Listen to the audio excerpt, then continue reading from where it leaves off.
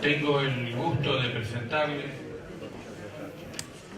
a un amigo que ha venido directamente de Lima para este encuentro de Buenos Aires. Se ofreció gentilmente de darnos una charlita sobre el Perú y su patrimonio numismático. Estoy hablando de Eduardo Dargen Llamot, que es profesor de Historia, doctor en Patrimonio, pero lo más importante es un gran amigo que ha querido venir acá a contarnos un poco de este patrimonio del Perú, un lugar tan caro a nuestros sentimientos hermanos patrióticos. Y bueno, Eduardo, muchas gracias y te dejo con... Buenas tardes, muchas gracias Arturo por la invitación, Carlos y a todos los colegas aquí presentes. Agradezco al Centro Numismático de Buenos Aires la invitación, que me ha dado una buena oportunidad y una excusa sobre todo para venir a nuestro país y a esta ciudad que tanto me gusta. Agradezco también por haber puesto mi bandera, creación de nuestro Libertador, y quiero presentar un poco lo que es el patrimonio numismático en el Perú, que es bastante amplio, y de alguna manera, y terminar en una tercera parte con lo que pienso que puede apoyar a lo que es el turismo. Es verdad que este patrimonio básicamente es algo que tenemos que gozarlo nosotros, nuestras generaciones futuras. Estoy con el señor que intervino antes, que estas cosas no son nuestras, nosotros somos sus guardianes y deben permanecer así. Y en el Perú tenemos bastante material y quiero ver un poco eso, que primero es a nuestros estudiantes, a nuestro pueblo en cada uno de nuestros casos, pero también es un nicho interesante para el desarrollo del turismo. Al final, en la última parte, voy a hablar sobre unas encuestas que hice a nivel turistas extranjeros y algo sobre lo que piensan las agencias de viaje sobre esto. He obviado las que hice a numismáticos, tanto nacionales como extranjeros, porque son obvias. Todo el mundo dice que sin eso no se puede vivir, pero no creo que sea tan interesante. En el Perú la tradición, lo que es el turismo, es, ustedes saben, cultural, con básicamente o inicialmente la parte prehispánica y virreinal. Machu Picchu, el Cusco más que Machu Picchu. Ahora se habla de Machu Picchu, pero en realidad es el Cusco. Y Machu Picchu como una adenda, que entre otras cosas fue un desarrollo que se inició en Buenos Aires. La primera muestra que se hizo sobre la arqueología de lo que era el Cusco fue hecha en Buenos Aires a comienzos del siglo XX.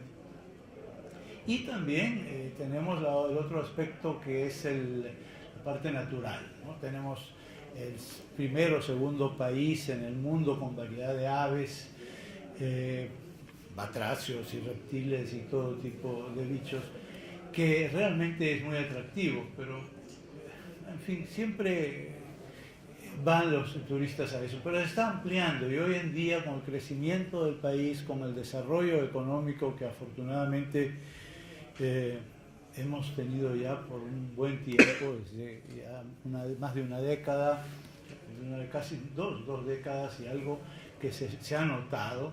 Tenemos que echarle la culpa también un poco al desarrollo de la China, en fin, unas cuantas cosas, pero se nota, hay un crecimiento de la seguridad, un crecimiento económico, y esto hace que sea muy atractivo también para los extranjeros venir a visitarnos y para nosotros mismos recorrer el país. Ustedes acuérdense que hasta en los años 85, 90, todavía recorrer el país era peligroso, ¿no? Hoy en día otra vez mis hijos y mis nietos ya podrán recorrerlo, a menos que otra vez vuelvan los políticos a hacer de las suyas, pero en fin, esperemos que no.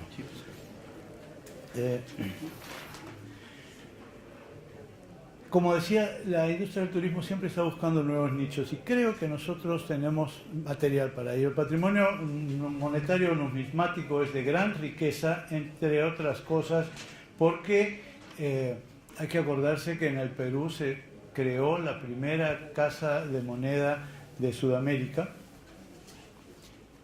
En el año 15 vamos a cumplir 450 años de la Real Cédula que la creó.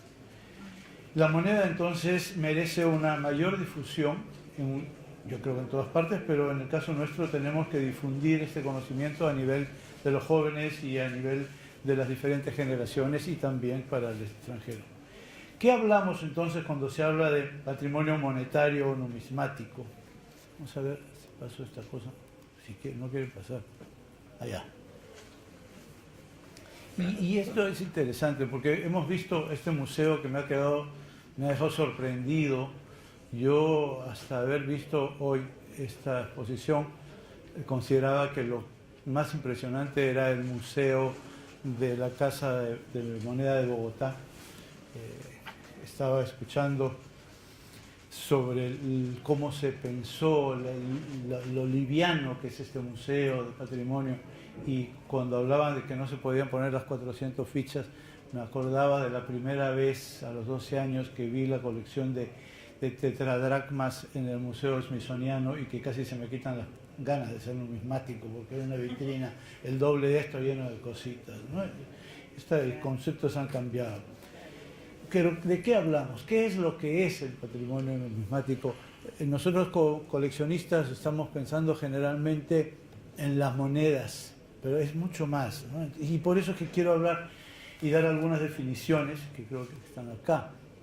El doctor Miguel Ángel Cebrián de Barcelona dice: el patrimonio numismático es el conjunto de bienes de naturaleza monetal que forman parte de la historia de la humanidad.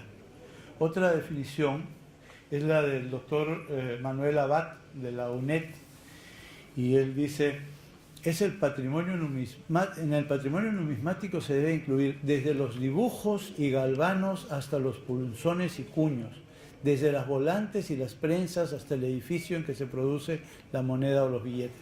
Yo creo que aquí vamos entrando en tema.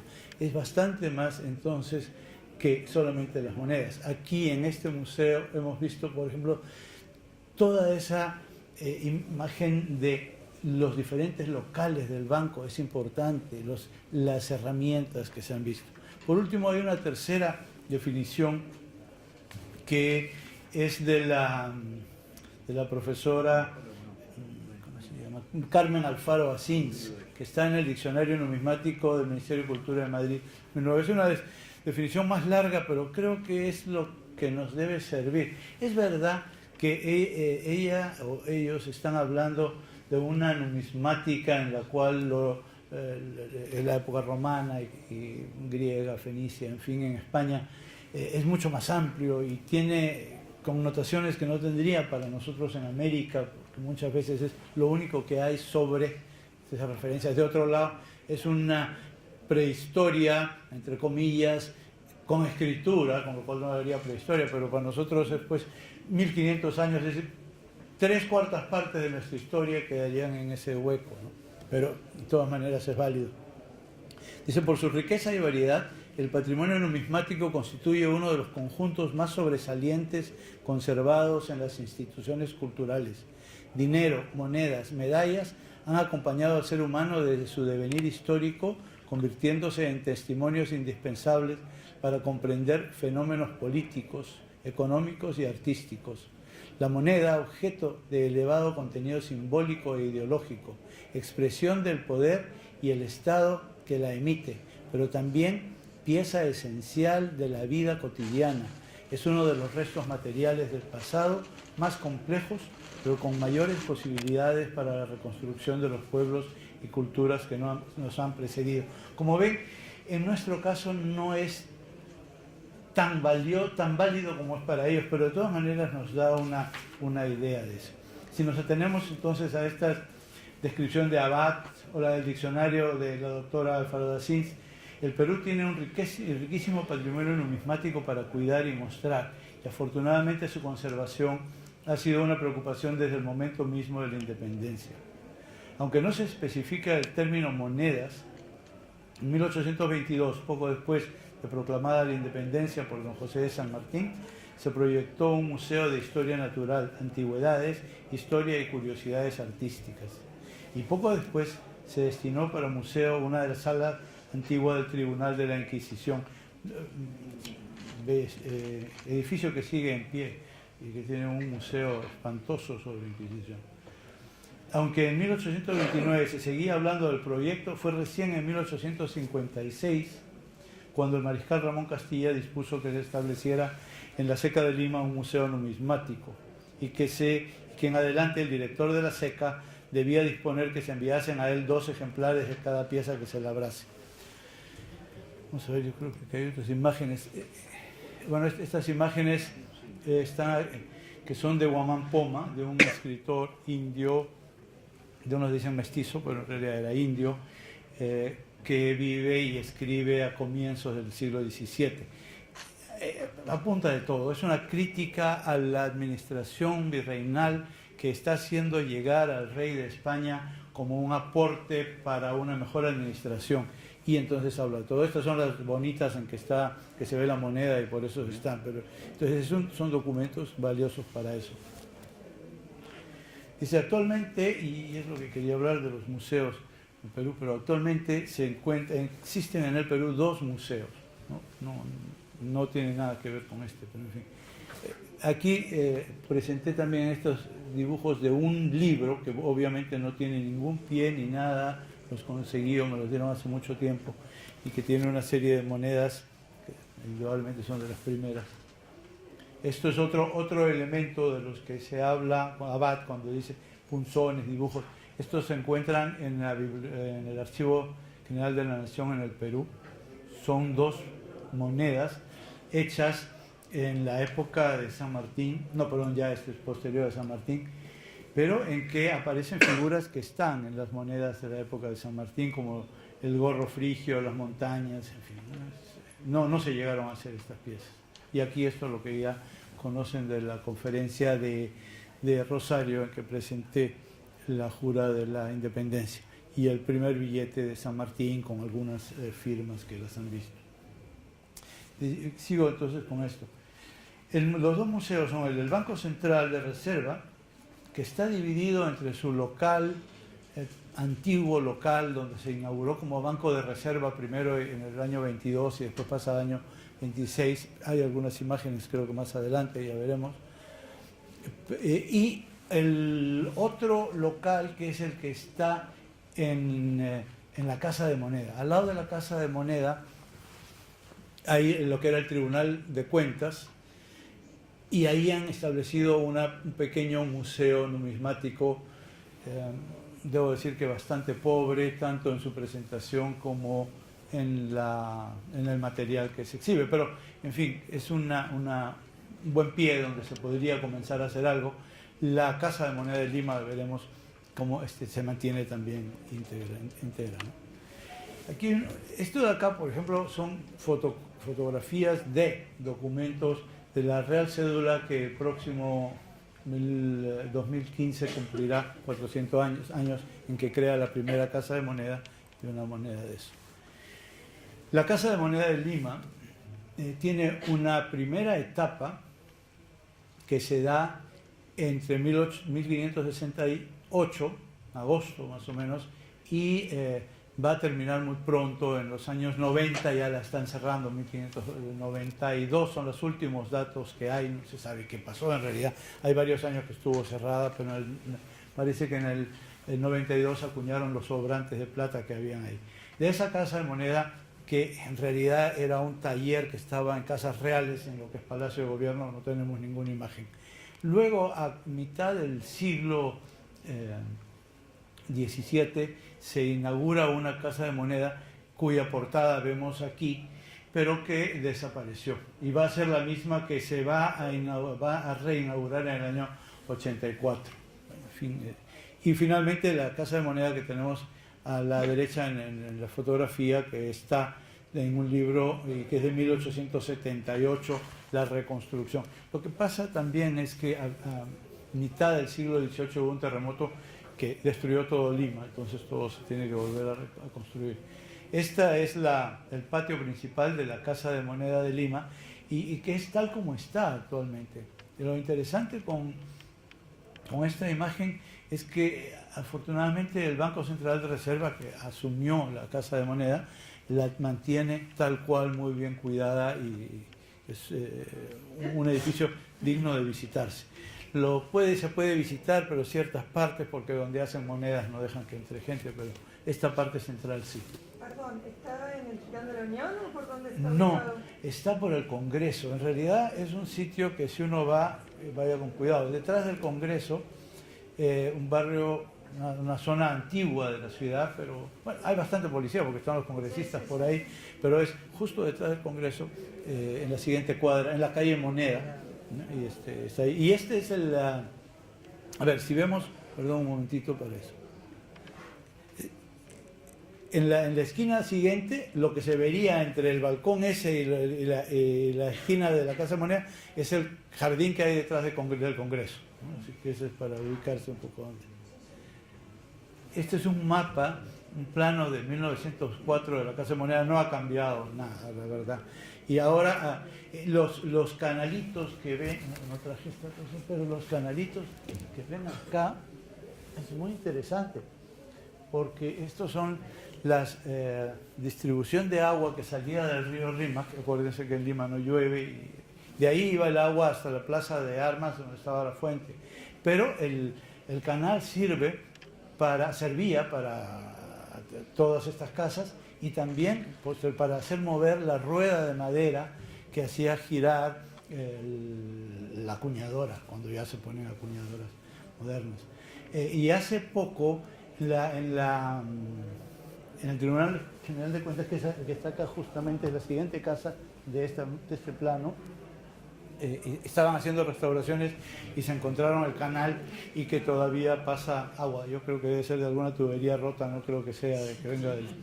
Pero esos canales, lo interesante es que esos canales son desde el año, más o menos del año 1000, eran de la población limeña en el intermedio temprano, casi, o al borde, ya con el horizonte medio, más o menos del año 1000 por ahí, y de ahí bajaba hacia el mar, ¿no? Pero hacia el mar, pasando por todo el centro de la ciudad, y no hacia el Callao, sino más hacia el sur.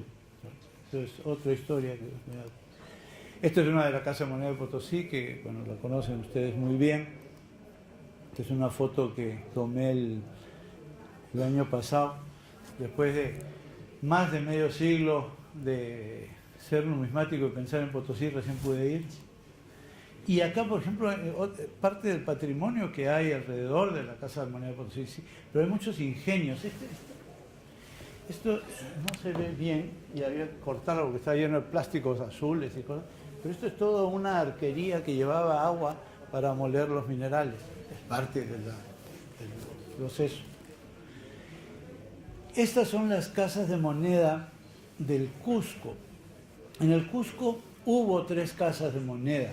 Una que funciona todas funcionaron corto tiempo, pero la más corta fue en 1698 a 99, que se hizo una casa de moneda para acuñar oro.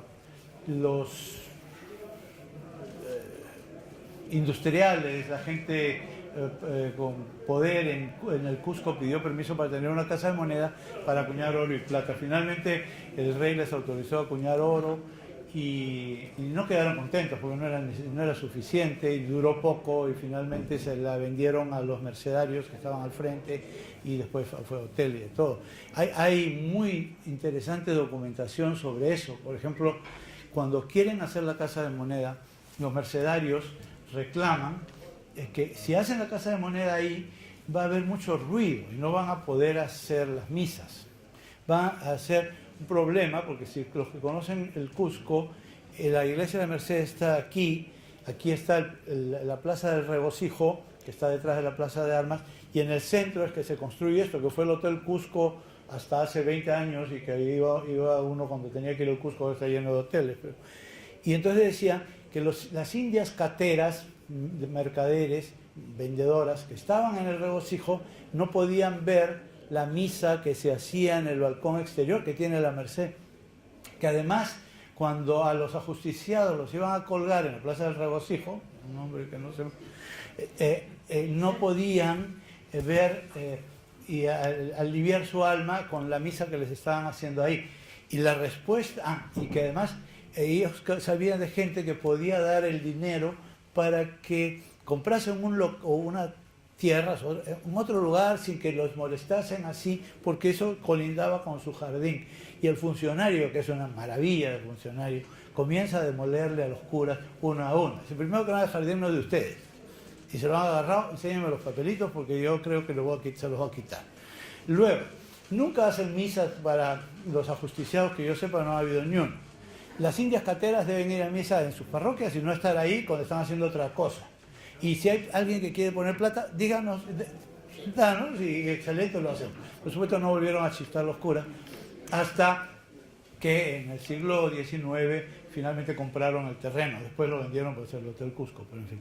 Bueno, pero de eso no hay nada. Dicen que las piedras con que se construyó la municipalidad del Cusco, que está justo después del Regocijo, son las que sacaron de la Casa de Moneda. No sé. Y el ruido. Decían, no hace ruido. Primero, que las misas las hacen los domingos, que no hay trabajo en la Casa de Moneda. Y además, en la calle de San Pedro, en Lima, están los plateros, que era el platero de San Pedro, está frente a la iglesia de San Agustín, y nunca se han quejado. Así, bueno, pero es muy interesante ese documento. Bueno, luego, en la época de la independencia, en el año, San Martín jura la independencia el 28 de julio del año 21, pero luego entraron los españoles un par de veces más, eso era un desastre. Y en la última entrada, antes de salir de Lima otra vez, los españoles queman la Casa de Moneda, destruyen muchas cosas, se llevan todas las herramientas y a los personajes, y a esos pobres personajes en esa época, porque hoy día lo hacían jurar en ese libro, y la semana siguiente estaban los otros y había que estar bien con ellos, y después se van, hay uno, y ahí está todo el documento del recorrido que hacen. Uno de ellos se muere en el camino, es Cálcamo. Bueno, llegan al Cusco, consiguen esto que era la iglesia y el colegio de San Juan de Dios, que hasta ahora es colegio, y ahí establecen la Casa de Moneda. Cuando viene, después de Ayacucho, el que llega al Cusco primero va a ser Gamarra, el general Gamarra, que era cusqueño, que además llega el 25 de diciembre, entra el 25 de diciembre, ¿no? El Salvador, ¿verdad? Y tienen que seguir acuñando, pero los españoles venían acuñando con la fecha 24 con la cara de Fernando. Y claro, entra Gamarra, necesitan seguir acuñando, pero no hay una nueva moneda. Entonces van a seguir acuñando y no era bien visto que lo hiciesen con la fecha 25, porque ¿cómo iba a ser 25 con la cara del rey? Entonces va a continuar hasta que llegan los nuevos cuños a final del año. Van a continuar acuñando con fecha 24. Se reconocen por la sigla de los ensayadores, pero nada más. Bueno, y después esto va a continuar, la época de la Confederación Peruano-Boliviana, seguirán acuñando hasta 1840, acuña el Cusco más o menos. Y bueno, ahí se acaba la acuñación del Cusco, hasta después de la guerra con Chile en los años 80, 85, que estamos en una crisis monetaria nuevamente, y en esta casa que se ve ahí, que es la Casa Silva, la plaza se llama Plaza Silvac porque es una terminación quechua, y la casa existe. Lo que pasa es que adentro ya no hay nada. Estuve hace un par de años ahí con el curador, digamos, de la ciudad del Cusco, y no hay nada adentro, son corrales. Pero la portada, muy elegante además, con unas columnas estriadas muy bonitas, como salomónicas, se mantiene. Duró muy poco, pero en fin, es un documento y es parte del patrimonio de la historia monetaria del Perú. En cuanto a la otra casa de moneda en el Perú, es la Casa de Moneda de Arequipa. Igual es en la época de la Confederación, se necesita acuñar en Arequipa porque no había monedas. El problema de la moneda va a ser constante. de repente después entro un poco en eso, quiero ir primero a las casas de moneda, pero no hay suficiente moneda, esto es una constante. En parte es porque toda la buena moneda sale. Algunas veces se ha criticado mucho eso, porque dice, bueno, toda la moneda se la llevaba. Sí, pero es que era lo único que teníamos como producto de retorno para el comercio internacional, era la plata, que al menos le poníamos un valor agregado al acuñarlo. Pero en fin, había problemas y deciden abrir una casa de moneda en Arequipa y la hacen en esta casa, que es la Casa Quirós, esa de la familia Quirós, una casa del siglo XVIII, muy bonita, vamos a ver otras fotos, con una muy interesante inscripción en la parte interna, porque se conserva, que dice, bastante soberbia, pero después de Dios, Quirós, ¿no? Claro. Aquí hay dos planos, que esto es de unos amigos que hicieron una tesis sobre esta casa. Tenemos una de 1825 y una del 85. Lo van a ver unas fotos del interior. Hoy en día es un hotel deshonesta, de Casa Andina, es un hotel precioso, hotel además, y muy bien han sabido conservar, han sabido respetar todo lo de la casa antigua. En la parte externa que veríamos allá, han hecho las habitaciones nuevas, pero todas las partes de los salones, además se come de los mejores sitios para comer en Arequipa. Pero fíjense estas columnas que hay acá, van a verlas en la siguiente foto. En la otra no se ve porque eran mucho más grandes y muy mal dibujo además. Esto es como está hoy día, ¿no? La Casa Quirós, cerca de Arequipa, hotel. Y estas son las columnas que les contaba. Está muy interesante. Esto es una muy buena manera. La foto anterior, la primera que les enseñaba, yo la tomé en el año 80. Estaba abandonada. No criaban burros adentro porque creo que no tenían por plata para tener burros, pero estaba dejada. No era solamente que, bueno, que no la cuidasen. Estaba abandonada, la puerta abierta, llena de gente, montones de familias viviendo adentro. Felizmente se ha salvado y tenemos esto en buen estado. Finalmente, como lo que tengo que ver, lo que son las casas de moneda, hay esta vista del Real Felipe, que es los fuertes del Callao, que hechos en el 18 también, en fin, toda esa historia la conocen. Y está aquí porque al final de la época de la independencia, el general Rodil, que había tomado Lima y que tuvo que escaparse y entrar al Real Felipe y refugiarse allí con sus tropas, Rodil tiene fama de que era un gran patriota. Yo creo que era muy bruto en realidad, pero se dice que acuñó moneda ahí adentro. Él estaba esperando la flota española que iba a venir a liberarlo y a liberar el Perú de los patriotas.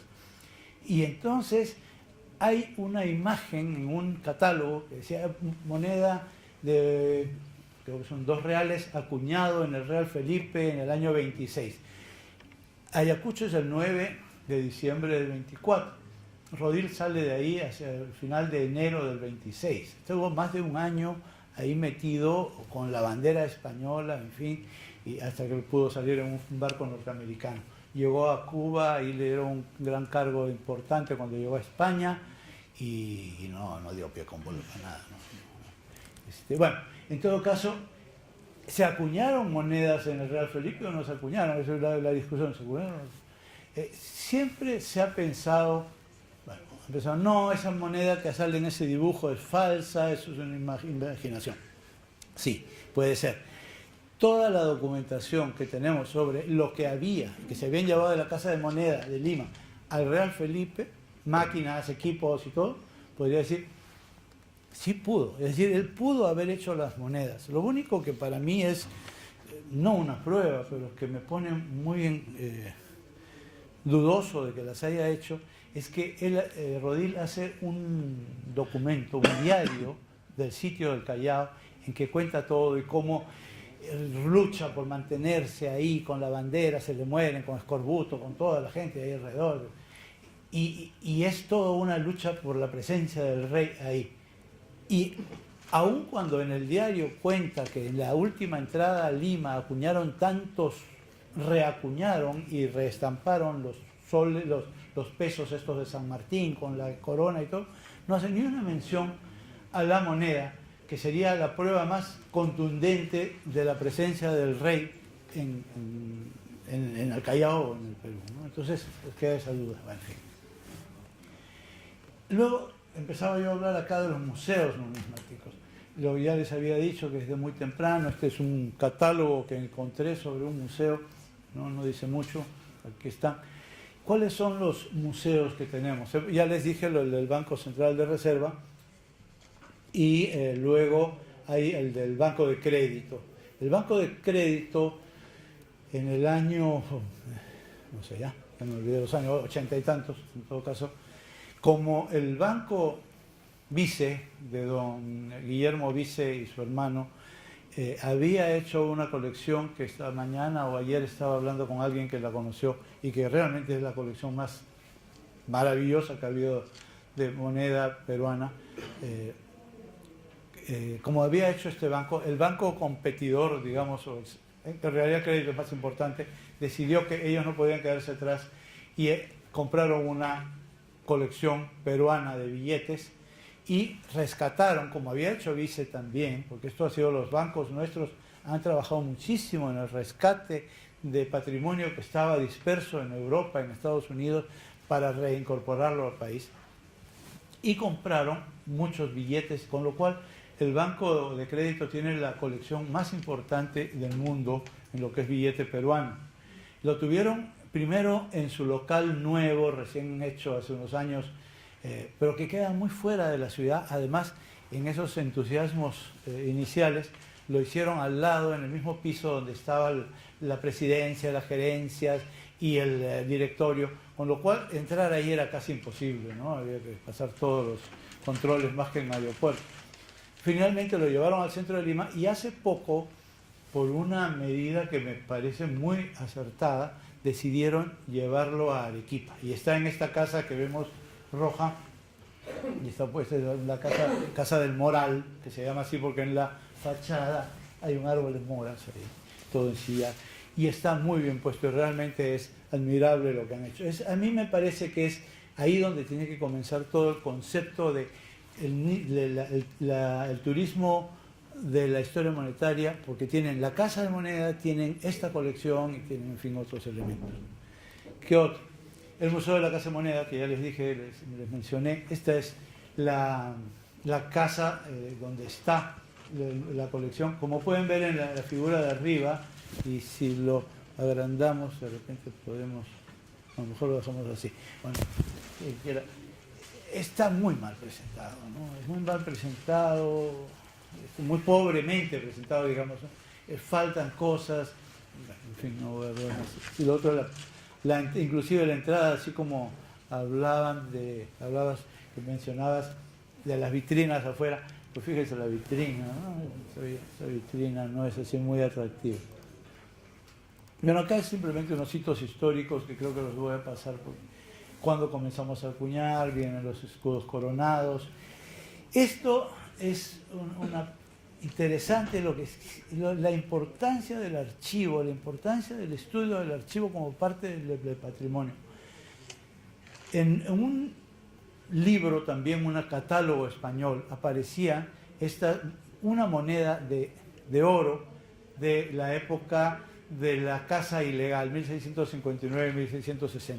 Lo que pasó es que después de que se cierra la Casa de Moneda de Lima en el 92 y luego que se abre la de Potosí, bueno, la de Potosí ya estaba abierta pero continúa, viene, como ustedes conocen bien, la falsificación de Gómez de la Rocha y eso, y hay todo un problemón, y hay que cambiar los escudos, en fin, pero aparte de eso hay una escasez de moneda, la gente no quiere aceptar las monedas y eso. El comercio de Lima pide y pide que se abra una casa de moneda, que no le hacen caso, pero de alguna manera se convencen al virrey Alba del Liste que les deje abrir la casa de moneda. Y este señor, no sé, porque no creo que fuese algo mal pensado, no podríamos ser mal pensados, yo creo que entendió cuál era la situación y permitió que se abriese la casa de moneda, que se hacen esos monedas de plata muy bonitas con una gran estrella que es el símbolo de Lima, la ciudad de los Reyes Magos, ¿no? Pero entonces salía una moneda de oro y decían, no, eso es falso, eso no ha existido nunca porque no hay monedas de oro, nadie ha visto monedas de oro, no se hicieron monedas de oro, punto. Algunos años atrás, un gran investigador nuestro, que fue el doctor Carlos Lazo, se puso a revisar los documentos de la Casa de Moneda y encontró todo lo referente a esas acuñaciones, y con la acuñación de monedas de oro, de 8 escudos y me parece de 2 escudos, con las cantidades que se iban acuñando día a día. Entonces sí existió, pero no hay. Bueno, en el Museo del Banco de España, en Madrid, en una vitrina, me avisó una persona y pasé a mirarlas, hay 2 piezas, que son estas que están aquí en la foto, de 8 escudos, y una de cada uno de los años que se acuñaron, 59 y 60, con una inscripción, posiblemente falsas. Pero con lo que había encontrado ya Lazo, se conjugaba. Y si empezamos a escarbar, nos encontramos que en el año 1683, que se autoriza nuevamente, 84, que se vuelve a abrir la Casa de Moneda de Lima, uno de los informes es que cuando abrieron la caja de tres llaves, se encontraron adentro 2 piezas de 8 escudos que fueron remitidas a España.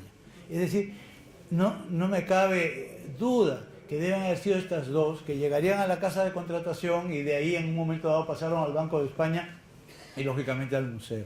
Son estas piezas y con eso se ha podido reconstruir toda la historia. Bueno, después, ¿verdad?, las columnarias de Lima, en fin, las peluconas, no voy a entrar en esos detalles, las diferentes monedas de busto, el busto limeño.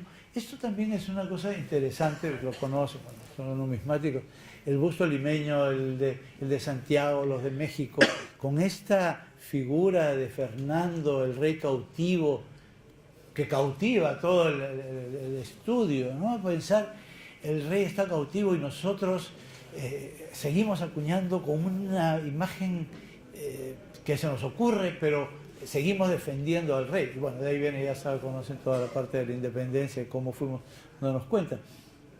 Pero es una de las piezas, yo creo, muy dicientes de la historia de esa época.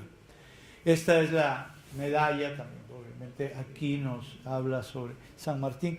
Esta medalla fue repartida en la Plaza de Armas de Lima. Bueno, el año pasado en la conferencia que les mandé hablaba de ella, y después va de plaza en plaza a las plazas principales repartiendo. Y esta es una pieza que todavía se encuentra, parece que hicieron muchas o la gente las guardó con mucho cuidado.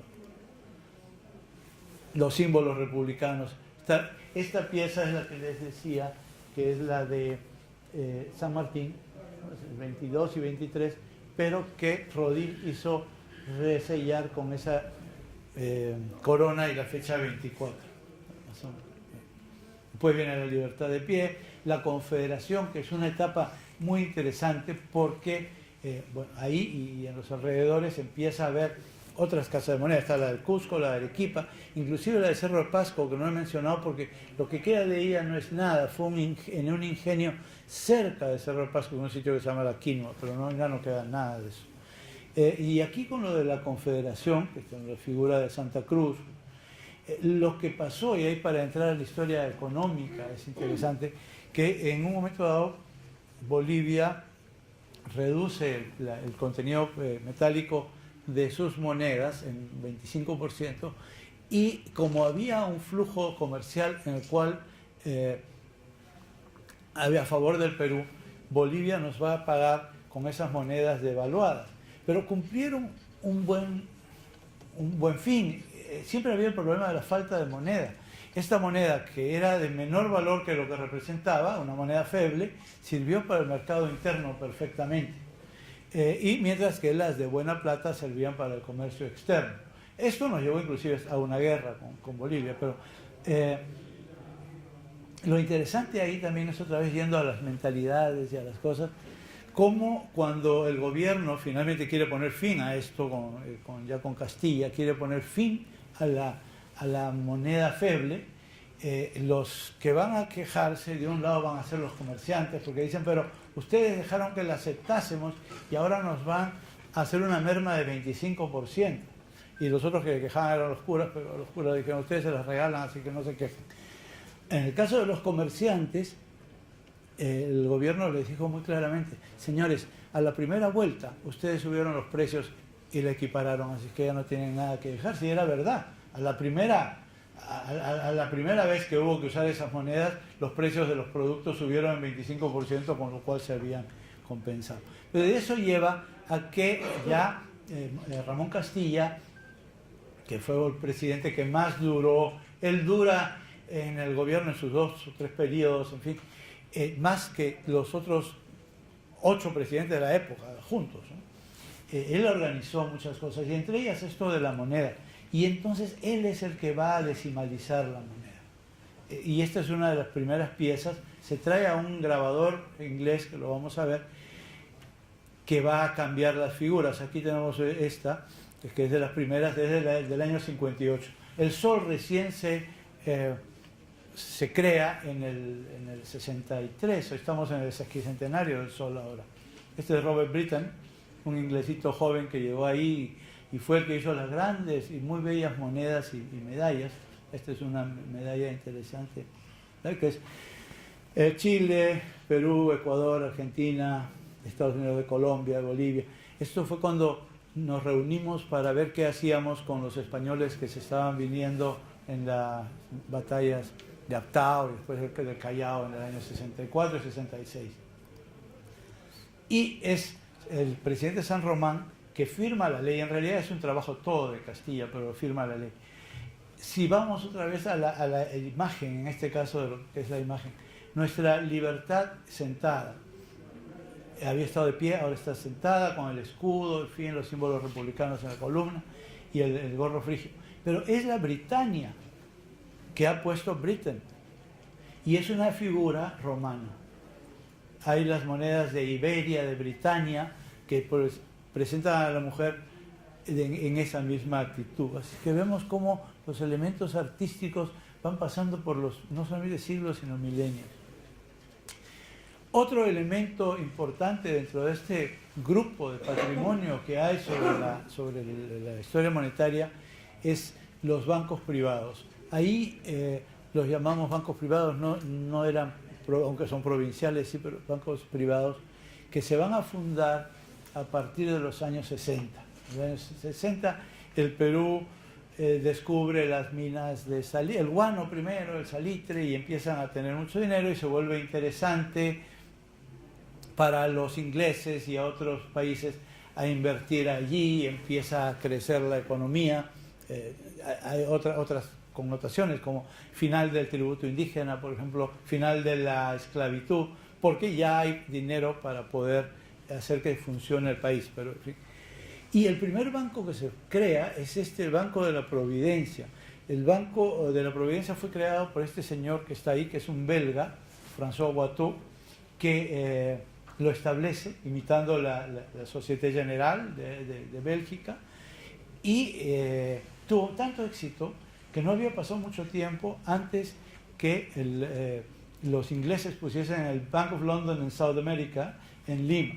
La foto de la izquierda es el caduceo, que es el símbolo del banco, que está en un balcón en la primera cuadra del Jirón de la Unión. Los que conocen Lima, sigue ahí. En realidad, este y otro que vamos a ver después es lo único que queda. Hubo muchos bancos en Lima. Después de este y el Bank of London, South America, va a aparecer el Banco del Perú, que a diferencia de estos que tenían un accionariado, digamos, amplio, el Banco del Perú va a ser un banco de oligarcas, van a ser 10 dueños, entre ellos el presidente Pardo, que fue el primer presidente civil, en fin, y algunos otros. Y entre ellos el Banco Garantizador, que funcionó donde es hoy día el Palacio, o era el Palacio Torre Tagle, pero que es hoy día la Cancillería del Perú. Y en la parte de abajo, esta familia tuvo el banco. Yo he visto, del muchacho, todavía el balcón del Banco de Lima, la casa del Banco de Lima, pero después ahora han hecho un edificio horrible, pero en fin, ahí está. Bueno, entramos en otro periodo. Esa etapa gloriosa, que no he puesto ahí los bancos provinciales que hubo, Arequipa, Tacna, pero entramos al billete fiscal, porque cuando viene la caída del guano y eso, ya después viene la guerra con Chile y todo termina en un caos terrible. Tengo que apurar porque ya estamos en la hora. el tiempo después de la guerra, Nicolás de Piérola crea esta moneda inca que nunca sirvió porque nació mal. Era una moneda de oro que se hizo en papel hasta que nos tapó la cabeza.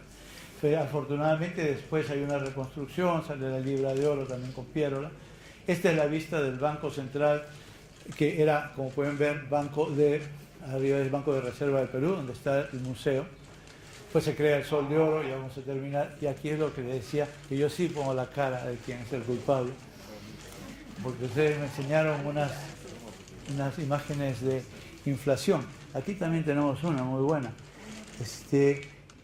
Cuando sube Alan García, y tengo que ser justo además, porque en realidad el INTI que crea, se crea en la época de Belaúnde, y era un INTI por cada 1000 soles cuando llegó a la paridad al millón. Y Alan ya lo recibe ya caminando. Los montos los tengo por acá, pero como ya no tenemos tiempo, pero si Dios quiere, entonces ya voy a dejarlo del otro afuera, porque creo que esto es más interesante. Bueno, en todo caso, cuando sube Alan, en el mitad del 85, el cambio era 16 intis por dólar.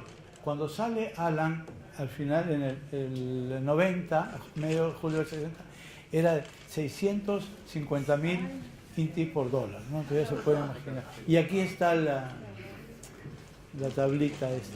Bueno, esto es lo que dice, y con esto termino ya, y ya me quedo de lo otro. En junio del 85, usted decía el comercio en el 91. En junio del 85, un dólar equivalía a 10 intis. En noviembre se cotizaba a 20, 200 en septiembre, 500 en diciembre y ese mismo año. 1000 en febrero y 10.000 en noviembre del 89. Para mediados del año pasado, 90, el dólar se cotizaba en 50.000 intis y a principios de este año fluctuaba entre 540 y 560. Bueno, tenemos así para competir en inflaciones. Y simplemente ya para terminar, también lo importante que son las caricaturas como parte de ese patrimonio que nos puede servir. Aquí tenemos una del INTI cuando aparece, ¿no? Alumbrará mejor, decían, esto es en el 85. Y acá Alan dice, ¿ya vieron los nuevos billetes que tiene una palomita? La paloma está relacionada con eso que vieron en la cabeza, con el APRA, y ya se están volando todos, ¿no? Y ahí lo hacemos, el nuevo sol, y ahí quedamos. Bueno, muchas gracias.